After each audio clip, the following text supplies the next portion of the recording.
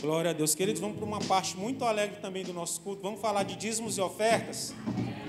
Glória a Deus. Abre a tua Bíblia lá no 2 Coríntios, no capítulo 9, versículo 6. Aleluia. Nós temos que gerar mesmo uma enorme expectativa, queridos, no nosso coração, no momento dos dízimos e da oferta. Amém? Nós somos atuais responsáveis para que o reino de Deus seja financiado. Não somos obrigados a nada, mas temos a responsabilidade, sim, e o dever, queridos, de financiar o reino de Deus. Deus conta conosco nesse tempo. Deus conta conosco nesse momento. Não que Ele precise de nós, pelo contrário, nós que precisamos dEle. Então, mas Deus conta, sim, com a nossa generosidade, com o nosso cuidado, no que diz respeito ao dízimo, também as ofertas. O apóstolo Paulo fala, 2 Coríntios, no capítulo 9, no versículo 6, ele diz assim, e isto também vos afirmo, aquele que semeia pouco, pouco também ceifará. E o que semeia com fartura, com abundância também ceifará. Cada um contribua segundo o que tiver proposto no seu coração, não com tristeza ou por necessidade, porque Deus ama a quem dá com alegria. Amém? O apóstolo Paulo, queridos, é muito específico quando ele diz, olha, aquele que semeia pouco, pouco também ceifará. Aquele que semeia com fartura, com abundância, com fartura também ceifará. É muito claro, queridos, sobre um percentual que nós temos que envolver quando nós iremos dizimar, quando nós iremos ofertar. Ele diz aqui, olha, cada um contribua segundo aquilo que está proposto no seu coração. Qual o propósito, queridos, do nosso coração? Quando nós estamos depositando a nossa oferta, o nosso dízimo, como nós estamos devolvendo a Ele. Se Deus, queridos, fosse externar ou expor aquilo que está proposto no nosso coração, será que teria generosidade ou teria ingratidão? Será que teria, queridos, uma alegria no nosso coração, uma tristeza? Será que teria um constrangimento ou uma felicidade de ser um contribuinte com a obra de Deus? O apóstolo Paulo está falando bem claro, é aquilo que está proposto no seu coração. E aquilo que Deus propôs no nosso coração, queridos, é aquilo que é generoso. É aquilo que é de uma maneira bem intensa. É aquilo que é de uma maneira bem grande. Uma vez, queridos, eu tive uma infeliz oportunidade de ouvir a voz do inimigo quando eu fui dar uma oferta ao Senhor. E aquela voz sussurrou de uma maneira maliciosa no meu ouvido e disse, retenha. E eu fui infeliz na época e quis reter. A Bíblia diz que aquele que retém mais do que convence é para pura perca. E nós temos que ter a consciência quando nós estamos depositando o nosso dízimo e a nossa oferta, que é para toda generosidade. A Bíblia também fala na continuidade que somos enriquecidos em tudo, para toda generosidade. Então o propósito, queridos, aquilo que tem que estar proposto no nosso coração é alegria, é generosidade. Amém? O que está proposto, queridos, no nosso coração hoje para dar ao Senhor? Será que é algo mesquinho? Ou será que é algo que nós vamos romper essa noite com coisas que nós nunca fizemos antes? Faça diferente hoje. Dê aquilo que está proposto no seu coração. Ouça a voz do Senhor. E pode ter certeza que o valor que Deus vai colocar no seu coração não vai ser o menor. Porque Deus é um Deus de riquezas e de grandiosidades. Amém? Com essa consciência, separa o teu dízimo, a tua oferta. Se você quer fazer isso por meio de dinheiro e espécie, aí na sua frente temos envelope, você pode estar fazendo isso por meio de dinheiro e espécie. Se você quer fazer por meio de cartão de crédito ou débito, aí atrás temos as nossas maquinetas, você pode estar fazendo também por esse mecanismo. Se você quer fazer por meio do Pix, aqui no nosso telão tem a chave Pix. E você que está em casa também, você pode estar fazendo por meio do Pix ou do QR Code que está aparecendo na tela do seu aparelho eletrônico. O que não nos faltam são mecanismos, nem oportunidade de poder ser generoso e expressar a nossa alegria quanto ao dizimar e ofertar ao Senhor. Amém? Levanta o teu envelope, levanta o teu aparelho. Vamos orar? Glória a Deus. Pai, nós te rendemos graças, Senhor, por cada dízimo, Senhor, cada oferta depositada essa noite. É com muita alegria, Pai, no nosso coração que nós fazemos isso, Senhor. Entendendo, Pai, que somos enriquecidos em tudo para toda generosidade.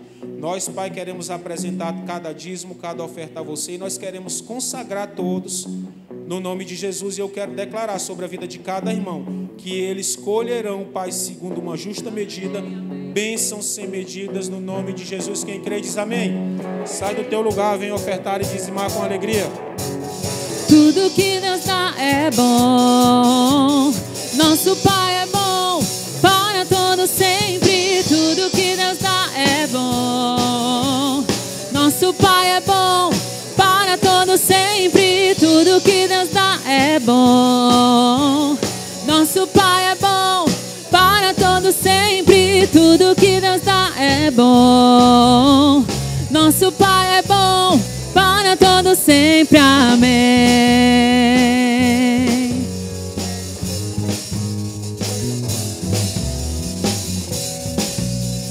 Glória a Deus.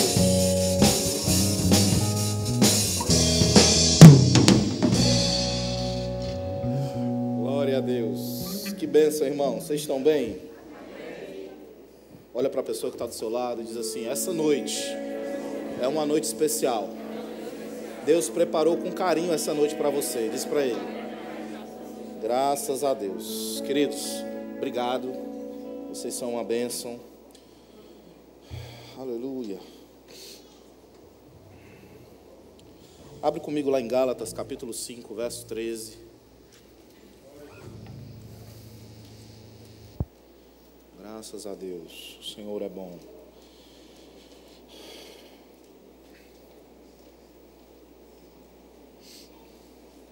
Gálatas 5:13.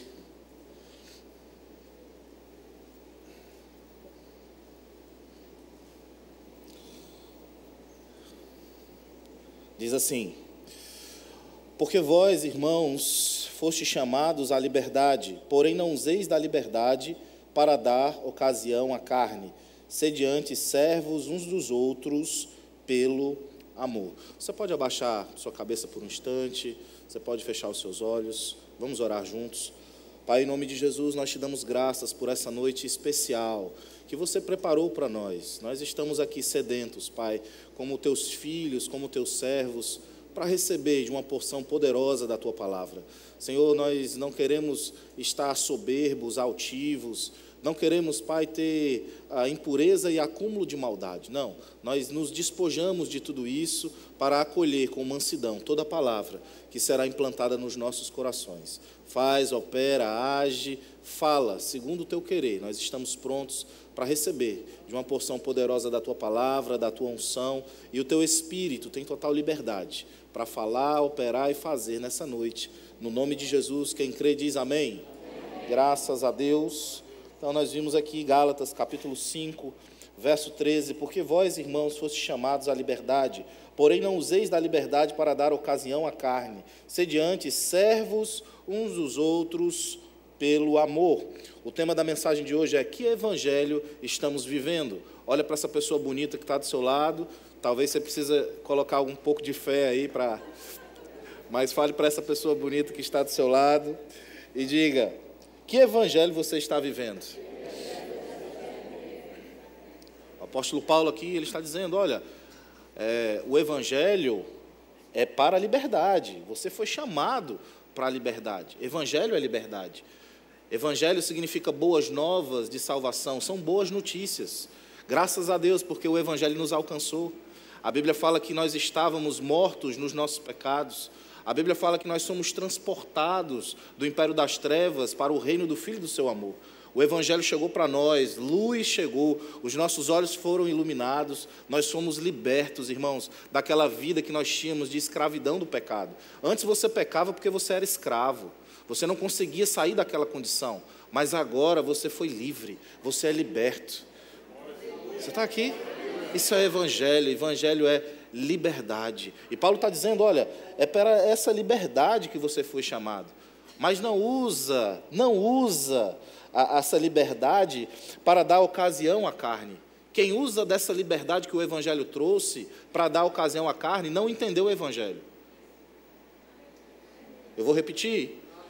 O evangelho é liberdade, mas se você usa dessa liberdade para dar ocasião à carne, para você fazer o que você quer, para você fazer o que a sua carne quer, você não entendeu o evangelho. Você não entendeu aquilo que Paulo nos fala em Romanos, no capítulo 6, no verso 4, que fomos sepultados, nós morremos. Ei, evangelho é liberdade, mas antes de ser liberdade, evangelho também é morte. Você morreu para o pecado, você morreu para a vida que você tinha anteriormente. Aleluia. Você morreu para a mentira. Efésios capítulo 4, verso 25 diz: por isso, deixando a mentira, cada um fale a verdade com o seu próximo. Esses dias eu fui numa padaria comprar o pão e tinha lá só aquela sacola de plástico e eu disse: moça, não tem daquela sacola de papel não para colocar o pão? Aí ela disse assim: eita, está chegando. Mentira, não está chegando. Não é mais fácil dizer assim: não tem. Olha, eu não tenho. A mentira na nossa sociedade, na nossa cultura, até mesmo aqui em Teresina, parece que é algo assim cotidiano. As pessoas mentem por bobagem. O mentiroso, irmãos, aquele que mente, é antes de mais nada um covarde e um mau caráter. Ele é covarde porque quem mente, ele não quer arcar com as consequências da verdade. Porque toda verdade tem consequências. E tem coisas que a gente precisa falar a verdade e arcar com as consequências para que o nosso caráter não fique comprometido. Ah, pastor, mas tem aquela mentirinha branca, se o meu chefe souber, ele vai me demitir. Que demita, mas que você fale a verdade. Quanto custa, irmãos, o seu caráter? Quanto custa a sua liberdade? Não, pastor, mas se eu não fizer essa mentira, se eu não cometer esse ato, se eu não mentir dessa forma, se eu não omitir essa informação, eu não vou ganhar o meu dinheiro. Que não ganhe. Mas que o seu caráter fique intacto.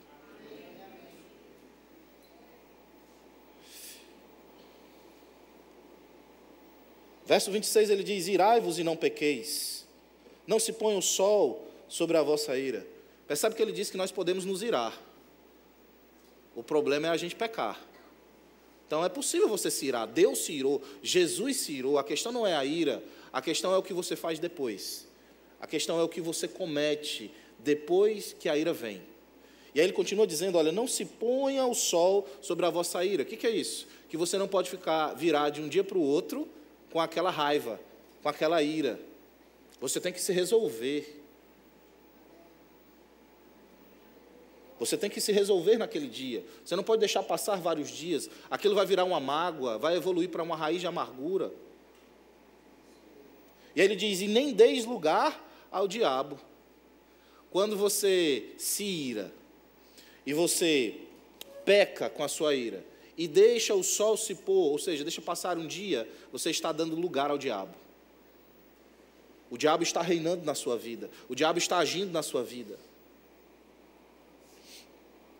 Verso 29, aquele que furtava não furte mais, antes trabalhe fazendo com as próprias mãos o que é bom.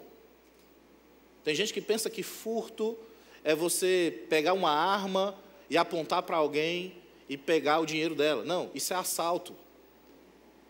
Furto é você pegar algo que não é seu, sem a autorização de alguém. E se você faz isso no seu trabalho, pequenos desvios, às vezes centavos, às vezes é lá no caixa, às vezes você trabalha no setor financeiro, isso é furto. E a Bíblia está dizendo: aquele que furtava, não furte mais. Antes trabalhe, fazendo o que é bom com as próprias mãos, para ter com que acudir ao necessitado. Trabalhar é bíblico. Tem crente que não quer trabalhar. Tem crente que é da fé e diz: não, eu estou chamando a existência, vai chegar. Vai nessa. Não, trabalhar é bíblico, você precisa trabalhar. Jesus trabalhou, os apóstolos trabalharam, Paulo trabalhou, os profetas na antiga aliança, todos eles trabalharam.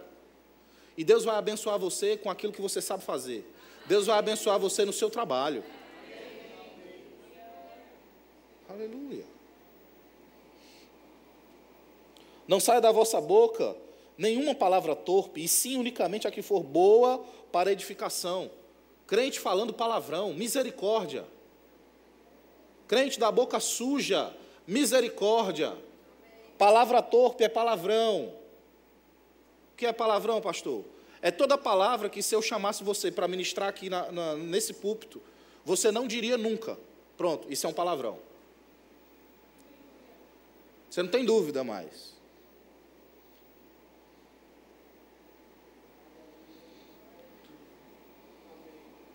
Crente se xingando, xingando os irmãos, xingando a esposa, xingando o marido, xingando os filhos, xingando a mãe. Ei, você é crente? Que evangelho é esse que você está vivendo? Sabe, eu estou lendo isso aqui, eu não estou falando sobre coisas proibitivas, coisas que você não pode fazer. Eu estou falando sobre algo que Paulo está falando. Paulo não está proibindo ninguém de fazer nada. Paulo continua com aquele mesmo texto de Gálatas, capítulo 5, verso 13. Foi para a liberdade que Cristo nos chamou. Mas não useis da vossa liberdade para dar ocasião à carne. Veja, eu não estou lendo palavras de proibição de Paulo. Eu estou lendo uma convocação para uma guerra. Paulo não está instruindo a igreja a não fazer coisas. Paulo está convocando a igreja a uma guerra. Evangelho, irmãos, é guerra. Jesus disse: eu não vim para ter paz, eu vim para trazer espada.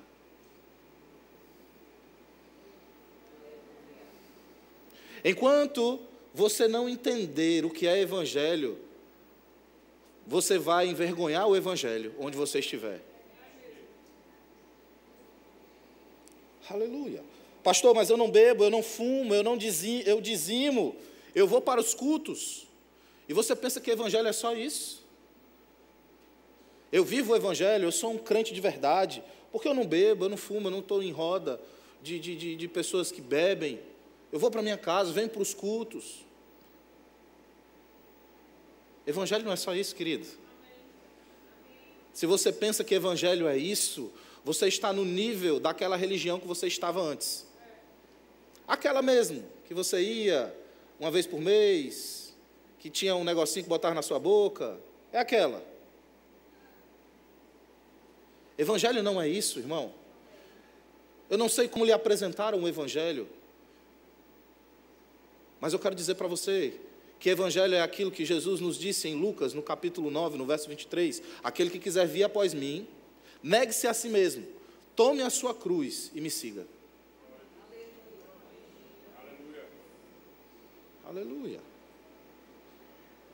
Evangelho é aquilo que Paulo diz em Romanos capítulo 6. Como eu vou poder fazer essas coisas? Como eu vou pecar contra Deus? Como eu vou viver uma vida de pecado se eu já morri para Ele? Evangelho é Colossenses capítulo 3, verso 1. Portanto, se fostes ressuscitados juntamente com Cristo, buscai as coisas lá do alto. Pensai nas coisas lá do alto. Porque morrestes. Porque morrestes. Diga: eu morri. Porque morrestes. E a vossa vida está oculta juntamente com Cristo em Deus. Você morreu para o pecado, você tem uma nova vida com Cristo. Que bênção! A Bíblia fala que o reino de Deus não é comida nem bebida, mas é justiça, paz e alegria no Espírito. Você desfruta disso. Você agora é justiça de Deus. Você tem paz dentro de você. Tinha um vazio, irmãos, dentro de você que só Deus podia solucionar, preencher. E esse vazio hoje está completo. Deus está aí. O Espírito Santo habita dentro de você. Você é uma nova criatura. Mas você precisa entender o evangelho dessa forma. Você não tem mais pontes com o passado. Não tem mais negócio de ex-namorada com você. Você quebrou as pontes com ela. Se você é casado com uma mulher só.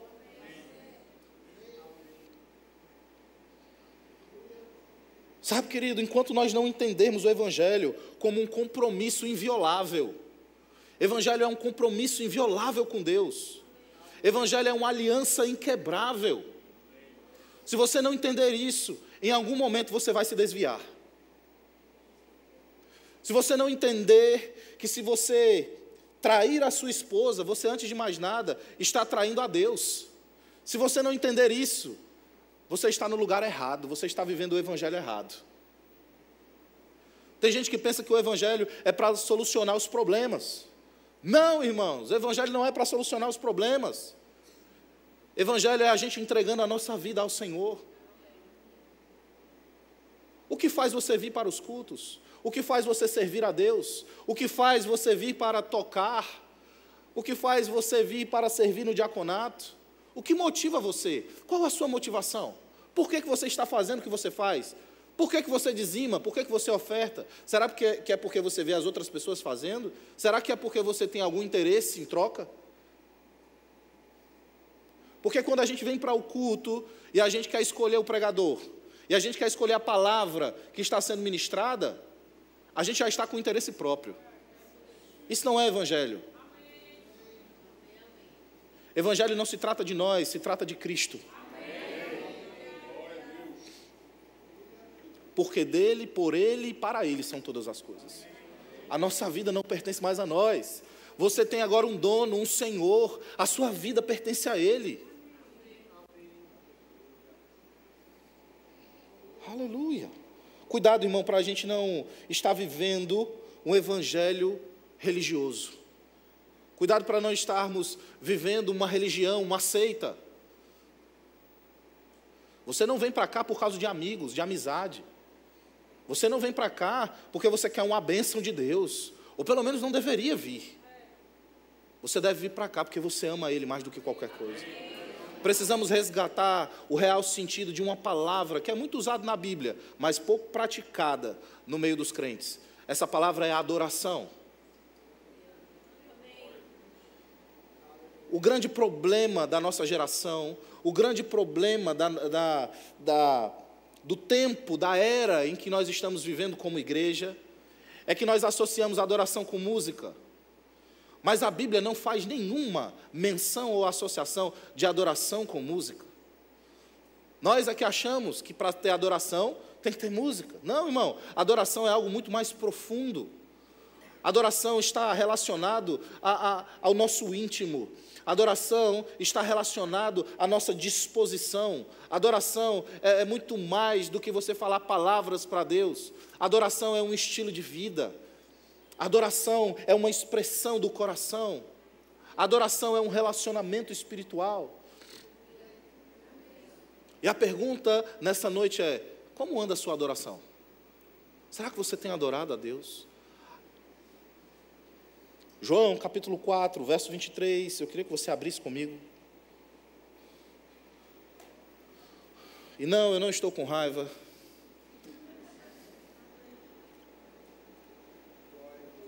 Só estou apaixonado por Deus. João, capítulo 4, verso 23, diz assim: mas vem a hora, e já chegou, uau, já chegou essa hora, em que os verdadeiros adoradores adorarão o Pai em espírito e em verdade. Eu gosto porque Jesus diz que os verdadeiros adoradores, se ele fala que existem os verdadeiros adoradores, é porque também existem os falsos adoradores. Cuidado, irmão, para que você não esteja numa posição onde você é um falso adorador. Um verdadeiro adorador é alguém que entende o Evangelho, que entende o compromisso, a aliança que ele tem com Deus. É alguém que ama a igreja, que ama os seus irmãos. Sabe por que muitos crentes têm tido problema no casamento? Desculpa. Sabe por que muitos crentes têm tido problema no casamento? Porque não têm adorado a Deus. Muitos crentes têm tido problema financeiro porque não têm adorado a Deus. Muitos crentes têm tido problemas ministeriais porque não têm adorado a Deus. Muitos crentes têm tido problema de relacionamento com pessoas porque não têm adorado a Deus. Não, pastor, eu tenho adorado, eu venho para a igreja, levanto minhas mãos na hora do louvor. Isso não é tudo na adoração. Talvez seja uma parte, talvez seja algo significativo, talvez seja uma expressão de algo que você realmente sente. Mas eu estou falando, irmãos, de um relacionamento profundo com Deus. Eu estou falando sobre você sair de uma visão de igreja e você entrar numa visão de reino. Veja, pensa comigo, aqui na igreja todo mundo é santo, todo mundo é controlado nas emoções, todo mundo se abraça, se beija, não é? Lógico, tem alguns mais espinhosos, né, que até nesse ambiente de igreja acaba não demonstrando isso. Mas na grande maioria, todos nós temos um casamento perfeito aqui na igreja, não é? Às vezes a gente está brigado lá fora, mas quando chega ali na porta já pega na mão, né? Que ninguém pode saber, ninguém precisa saber, já sorri e está tudo bem. Mas quando a gente sai por aquela porta, é lá que a gente tem os conflitos, é lá que a gente está na nossa zona de guerra, é lá que os nossos corações são provados, é lá que a nossa vida com Deus é avaliada. E muitos crentes têm tido uma visão de igreja, e é bênção, irmãos, nós precisamos ter uma visão de igreja sim, mas eles têm deixado de ter uma visão de reino, porque quando você tem uma visão de reino, você sai das quatro paredes da igreja. Quando você tem uma visão de reino, você vai viver o evangelho não só nos cultos, mas você vai viver na sua vida, no seu cotidiano. Sabe, tem duas áreas em que o crente é provado. Uma em casa, com a família, no seu casamento. A outra é no trânsito. Você quer avaliar o seu cristianismo, quer avaliar a sua adoração, a sua intimidade com Deus, quer avaliar o seu nível de comprometimento com o evangelho, observa como você é no trânsito. Observa como você é com o seu cônjuge. Talvez seja a nossa deficiência em adorar a Deus como deveríamos, porque Deus ele não requer de nós adoração. Se você adorar a Deus e você não adorar a Deus, para Ele tanto faz. Você sabia disso? Deus não precisa da sua adoração. Ou você acha que Deus é carente? Você acha que Deus fica lá, oh meu Deus, meu filho, nem me adorou hoje. Não, irmão. Nós é quem precisamos adorar ao Senhor. Quanto mais o adoramos, quanto mais temos o nosso coração conectado com Ele, mais as nossas ações vão ser moldadas, vão ser parecidas com aquilo que Ele espera de nós. Quanto mais adoramos a Deus, mais parecidos com Ele nós vamos ficar. E entenda, adoração, eu não estou falando só sobre você ter uma vida de oração. Uma vida de oração é sua obrigação como crente. Mas eu estou falando sobre algo muito mais profundo. Eu estou falando sobre você ter uma consciência 24 horas de que você ama a Ele, de que você pertence a Ele e de que você é uma nova criatura. Quando você começa a entender isso, aí você começa a entender o que é o evangelho de verdade. Aí você vai entender o que é a liberdade que você tem. Sabe por que você tem dificuldade em convidar pessoas para vir para a igreja? Porque você não tem adorado ao Senhor como deveria. Quando você entende o quanto você o ama, o quanto aquilo mudou a sua vida, o quanto você é uma nova criatura em Cristo Jesus, você quer falar disso para todo mundo. Merecia um amém. Essa foi algo bom para você. E não falamos, porque ainda estamos no evangelho religioso. O evangelho de não fumar, de não beber. Isso é algo exterior. Mas eu estou falando para você sobre algo interior. Evangelho é, antes de mais nada, uma disposição. Evangelho é, antes de mais nada, uma entrega. Evangelho é, antes de mais nada, morrer para as suas vontades, para os seus desejos e viver para a vontade de Deus. E a vontade de Deus, ela é boa, agradável e perfeita. E eu não estou aqui nessa noite para trazer peso e condenação para você, não. Talvez você esteja correndo bem, mas existem alguns ajustes que você precisa fazer. Eu não estou aqui para condenar você. Talvez você esteja dizendo, pastor, eu vim aqui com um problema muito grave e eu queria ouvir uma palavra que me levantasse. Ei, essa é uma palavra que levanta você. Porque quando você começa a entender o evangelho de verdade, o evangelho autêntico, e você sai do nível da religião, você começa a entender que há um poder sobrenatural dentro de você. E que você não vai precisar mais pedir para os irmãos orarem por você. Você não vai precisar mais pedir para que os irmãos ajudem você. Porque você tem uma consciência plena de que o Espírito Santo está dentro de você. Que você carrega um poder sobrenatural, uma unção sobrenatural. Entenda, eu não estou dizendo que você não deva pedir a ajuda dos irmãos. Não, não é isso. Mas eu estou dizendo para você que há um poder sobrenatural dentro de você, que faz você ser ilimitado. Aleluia. Glória a Deus. O que faz maridos serem grosseiros com suas esposas? falta de consciência do que é adoração ao Senhor. Entenda, adoração, não estou falando sobre você passar o dia cantando, não. Eu estou falando sobre você passar o dia consciente de quem você é. Então, quando falamos de evangelho e falamos de adoração, nós estamos falando de identidade. De você saber quem você é, de você saber quem é Deus, de você saber o que você possui. Sabe, pessoas que têm problemas de relacionamento, sabe, problemas de temperamento, dificuldades em se relacionar,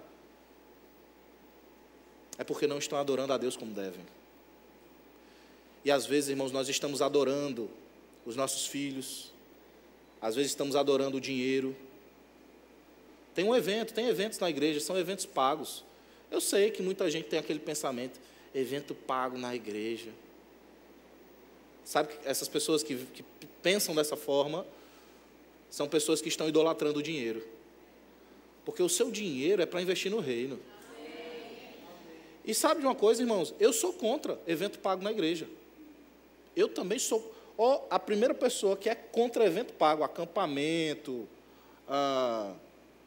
conferência, seminário. Eu sou o primeiro a ser contra. Eu não gosto. Você sabia disso? Você sabia disso? Mas sabe por que a gente faz? Porque precisa pagar os custos. Você está aqui, queridos? E eu não tenho problema em pagar, irmão. Porque a Bíblia diz que Deus, Ele me enriquece em tudo, para toda generosidade. Eu não tenho problema, irmão, porque R$100 é o que eu gasto numa pizza. Quando eu vou sair para comer uma pizza. Aí eu não vou ter R$100 para um evento que vai mudar a minha vida. E não se engane, não, eu sou o primeiro a pagar, viu?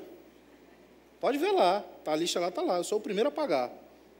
Não é porque eu sou o pastor que eu não pago, não. Eu pago o meu, da minha mãe, da minha mulher, até o meu cachorro, quer dizer, não, nem tem mais cachorro. Você está aqui, querido? Mas eu não idolatro o dinheiro. Aí tem gente que é assim. Paga 130, R$150 num jantar, mas não paga R$100 num evento que é 3 dias.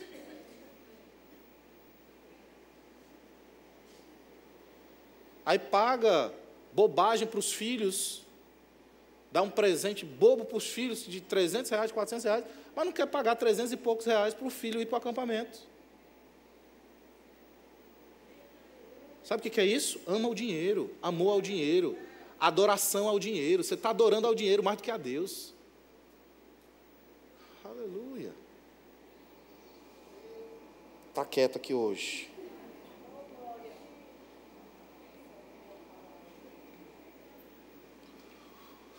O que fazem esposas gritarem com os maridos, quererem mandar em casa, querer falar mais alto que o marido em casa? Falta de adoração. Aleluia. Escute isso, homem. Você é o sacerdote da casa. Você precisa se posicionar como sacerdote. Você precisa ter uma vida de oração e ter uma vida de oração com a sua esposa. Agora, você, mulher, você é a sacerdotisa na sua casa. Você também precisa se posicionar dessa forma. Sabe, irmãos, às vezes no relacionamento, no casamento, um fica mais carnal, mas o outro tem que se posicionar como espiritual. Porque se os dois forem para o âmbito da carne, meu irmão, é assim. O ideal é que todos estejam espirituais. Mas tem um momento que se você vê que um está mais carnal, aí você tem que se fortalecer mais. Porque senão, meu irmão, não dá certo. Aleluia. E tudo isso vai requerer de nós adoração. Adoração a quem? A Deus. Tem mulheres que adoram mais ao marido do que a Deus. Tem mulheres que adoram mais aos filhos do que a Deus. Se o filho é motivo para você não vir para a igreja, não servir, não vir para os cultos, você está adorando a seu filho. É o pequeno Buda. Bote o seu filho no altar e comece a adorá-lo. Ó, pequeno Buda. Se uma dor de cabeça impede você de vir para um culto, servir ao Senhor, adore sua dor de cabeça. É o seu novo Deus. Quando começar a doer, você diz, ai, eu te amo, dor de cabeça. Se a chuva impede você vir para os cultos, você servir, é o seu novo Deus, a chuva. Vai dançar lá fora.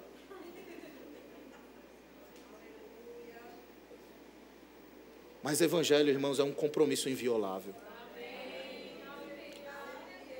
Sabe, eu não gosto de dizer, olha, quando vou pregar o evangelho, eu digo, olha, aceite a Jesus, que a sua vida vai mudar, glória. Não, as pessoas às vezes ficam quase que implorando para as pessoas aceitarem Jesus. Não, ei, Jesus não precisa dessas pessoas. Jesus morreu por elas. Elas é quem precisam de Jesus. Sabe, não podemos, irmãos, rebaixar o evangelho. E precisamos, quando pregar o evangelho, dizer para as pessoas, evangelho, receber Jesus, não é dizer que por aí que conhece Jesus, que tem Jesus no coração, não. É você ter uma aliança com Ele. E é você seguir a Ele. Negar-se a si mesmo, tomar sua cruz e segui-lo. E a cruz está falando sobre as nossas vontades, sobre os nossos desejos. E tem gente que está na igreja querendo cargo. Eu quero cargo, eu quero púlpito, eu quero liderança. Você deveria estar na igreja para servir. Somos servos uns dos outros. E ainda que você tenha um cargo, entenda, eu tenho um cargo, e esse cargo é para eu servir mais. Eu estou à frente de uma igreja para eu servir mais, não para eu ser visto. E quando a gente vem para os cultos e aí perde aquele propósito, aquela alegria, eu não sei o que eu estou fazendo ali, é só para ouvir a palavra, é tão monótono. Nós estamos distantes da adoração. Sempre que você não tiver vontade de vir para o culto, sempre que você estiver aqui na igreja e não se sentir encaixado, lembre-se como anda a sua adoração a Deus. Porque isso é o que vai manter você firme.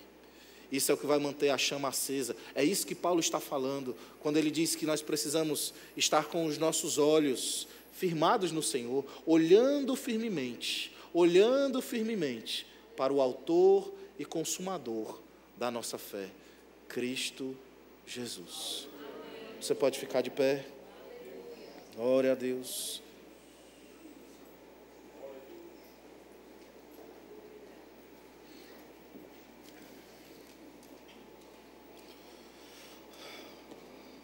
Samiri disse no culto passado, domingo, ela ministrou, e essa mensagem, se você não esteve aqui no segundo culto, eu gostaria mesmo que quando chegasse em casa você pudesse assistir essa mensagem. Está lá no nosso YouTube, é uma mensagem que realmente vai edificar muito sua vida.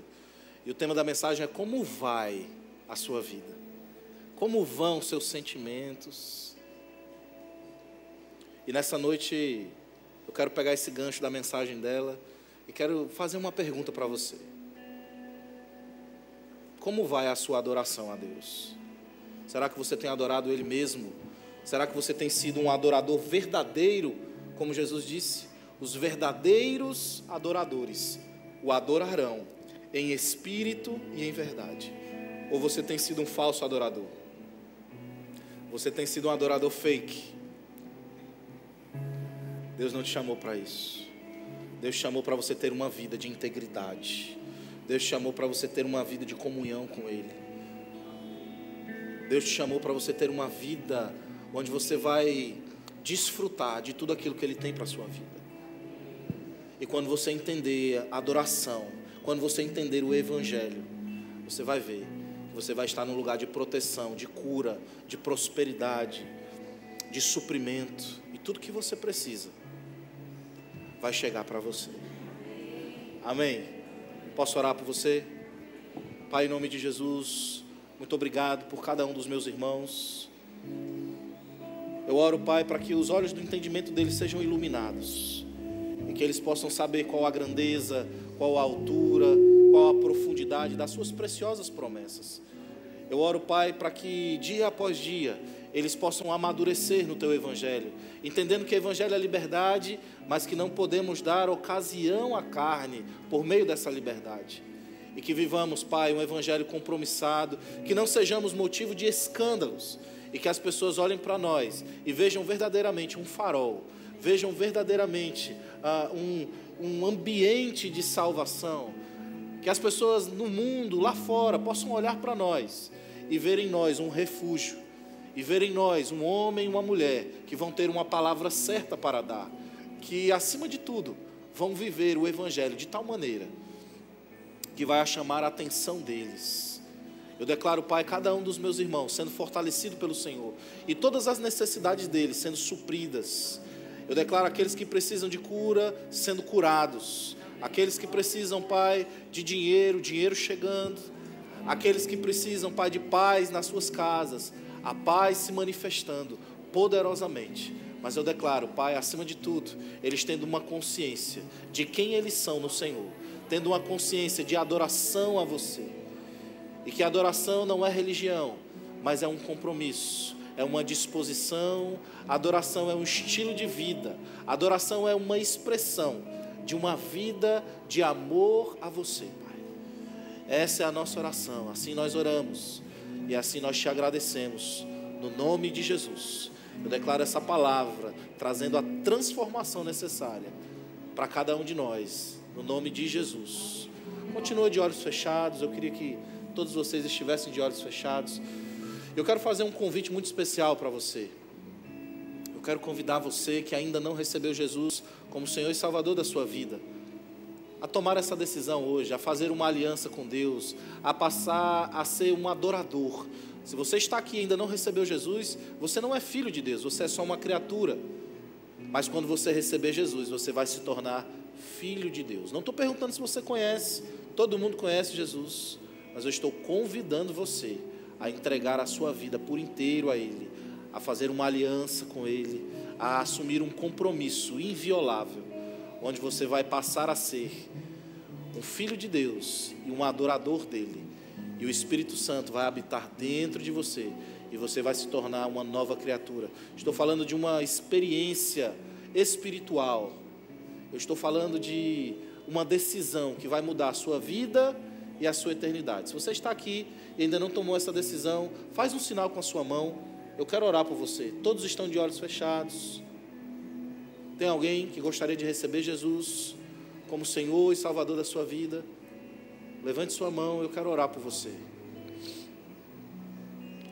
Tem alguém que gostaria de se reconciliar com o Senhor? Esse é o seu momento. Talvez você já recebeu Jesus, mas se afastou.